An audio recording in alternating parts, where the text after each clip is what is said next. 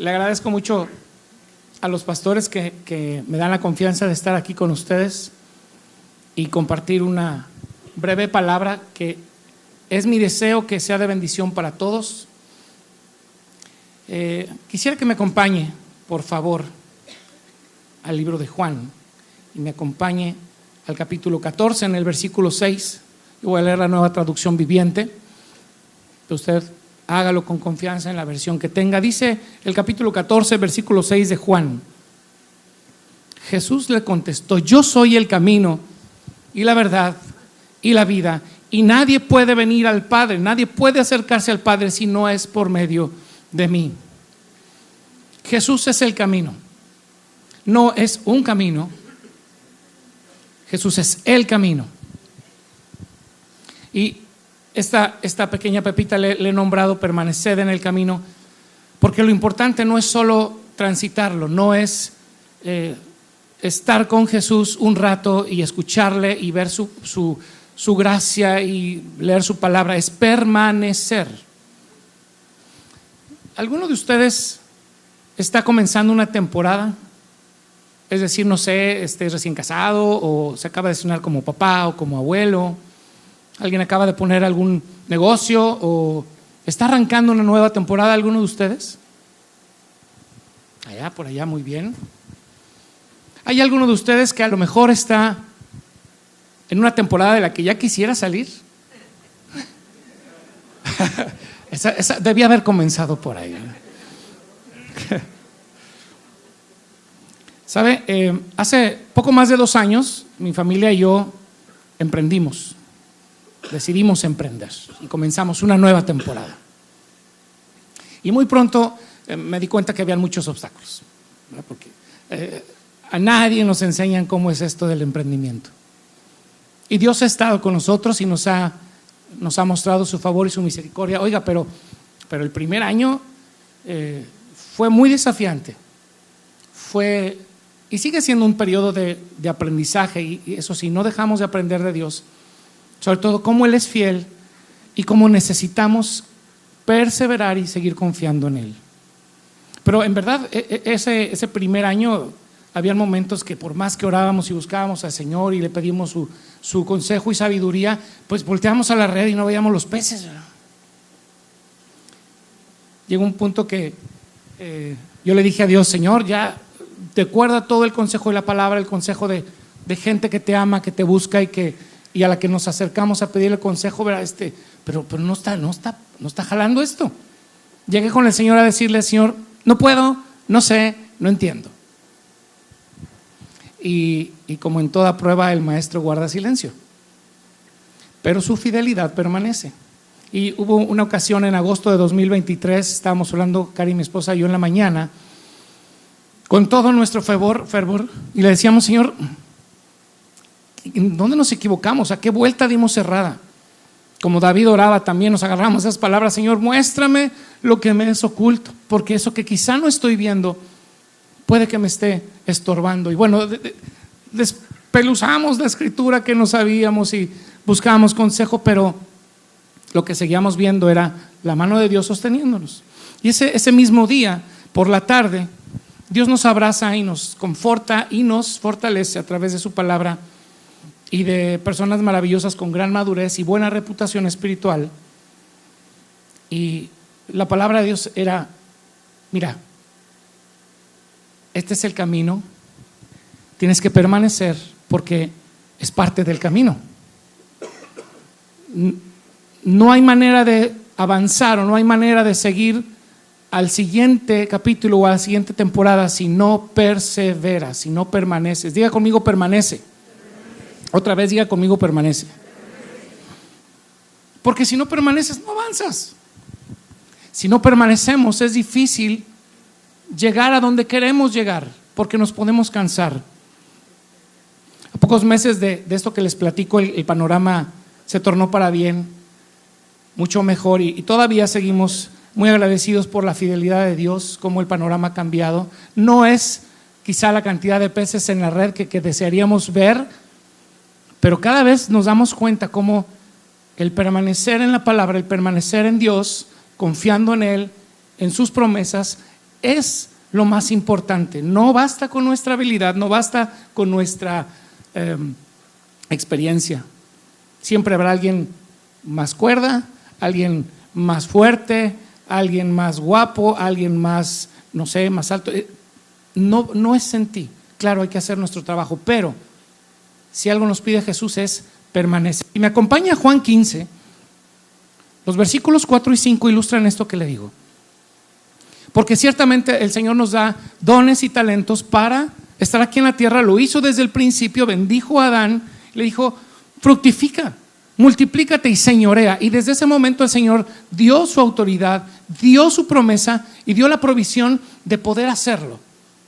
Dio la capacidad para poder hacerlo. Pero ¿qué pasó? No se permaneció. Juan 15, versículo 4 dice: permanezcan en mí y yo permaneceré en ustedes. Pues una rama no puede producir frutos si la cortan de la vid, y ustedes tampoco pueden ser fructíferos a menos que permanezcan en mí. Ciertamente yo soy la vid. Digo conmigo: yo soy la vid. Y como leímos al principio, yo soy el camino. Es Él. La palabra no dice: en ti está el poder, ¿verdad? En ti está la fuerza. Sí nos dice el Señor que en Él somos fuertes y que todo lo podemos en Cristo que nos fortalece. Pero la fuente es Él.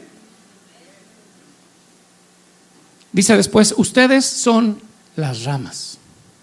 Los que permanecen en mí y yo en ellos producirán mucho fruto, porque separados de mí no pueden hacer nada. Hay todo tipo de situaciones. Ya les platiqué una por la que pues atravesamos. Pero hay obstáculos en nuestras vidas. Hay incidentes desafortunados. Muchas veces son dolorosos. Son parte del camino. Nos topamos con ellos. A veces es la escasez, a veces es la falta de recursos, la falta de salud o la inexperiencia. Y muchas veces la inexperiencia nos lleva a… Cuando hay inexperiencia y hay mucho valor, híjole, pero qué bueno que hay valor. Pero nos topamos con estas situaciones. A veces hay la pérdida de un ser querido, heridas de gente con la que nos topamos en el camino. Todo esto nos llega a nuestra vida. Sin embargo, si hemos determinado construir nuestra vida con Cristo y su palabra como nuestro cimiento, entonces nuestro paso por estas situaciones va a ser de esperanza, de fe y de victoria. Y va a ser muy diferente a de quien no tiene a Jesús como su cimiento. No me malinterprete, yo creo que el Señor es claro en su palabra cuando nos pide confiar en Él y nos da una porción, nos encomienda una misión, nos da los recursos para hacerlo. Pero hay momentos en el camino donde parece que no podemos avanzar, donde parece que por más que nos esforzamos, y es que tengo tantos años en Cristo, o es que he dado esto, he hecho esto otro, está bien.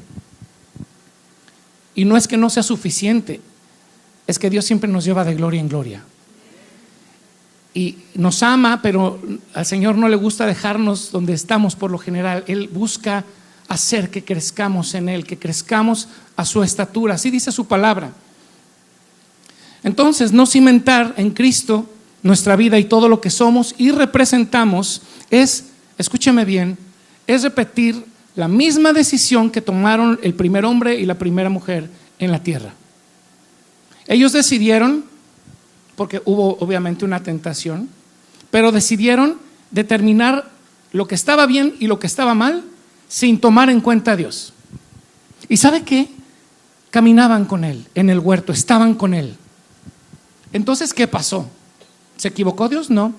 Ellos no permanecieron. Tomaron la decisión de no permanecer en una promesa, en una palabra, y confiaron en su fuerza y confiaron en su entendimiento. En Lucas 6 está esta porción donde igual en todos los evangelios está, pero cuando el Señor menciona los dos cimientos, y está el Señor no hablando de casas y de construcción, el Señor está hablando de la obediencia, está hablando de permanecer, y dice así el Señor Jesús en Lucas 6:46: les mostraré cómo es cuando una persona viene a mí, escucha mi enseñanza y después la sigue. Es como una persona que para construir una casa cava hondo y echa los cimientos sobre la roca sólida. Los otros evangelios mencionan a esa persona que construye su casa sobre la roca, y no sé si a usted le pasó, a mí me pasó que me imaginaba un peñón y esta persona, no sé cómo, trepaba a su casa y ahí estaba, y la verdad es que es una imagen muy bonita, así están los libros en los cuentos y historias bíblicas para niños, es una realidad.